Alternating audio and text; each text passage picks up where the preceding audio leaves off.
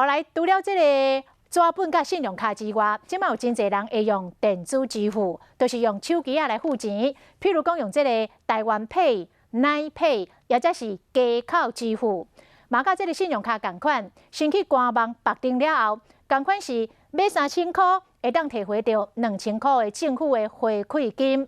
啊，咱的乡亲，你若是选择这种的电子支付，要安怎使用上有利呢？咱讲互你知。三倍券上路了后，买当用电子支付，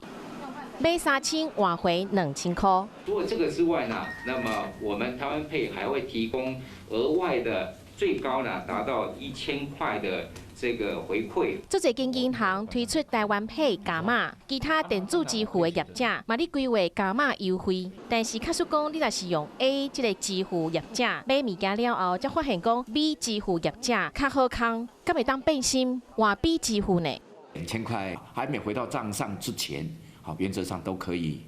去跳车。假使讲透过 A 支付登录使用3倍券来买，但是了后佫发现讲 B 支付回馈金佫较济，这时阵就当改注册 B 支付的口座，然后伫 B 支付登录使用3倍券，政府回馈的2000块，就会退回 B 支付的口座。类似我们的购买东西的一个鉴赏期，7天之内你都可以选择跳车。如果若是用 A 支付买3000块的商品，7天以内只要政府的2000块还未接受，随时拢会当改换 B 支付登录用3倍券买3000块的商品。这个时阵政府的2000块就会退回 B 支付的口座内底。民众会当特别注意每一间业者伊的加码优惠，选择对家己来讲上有利的。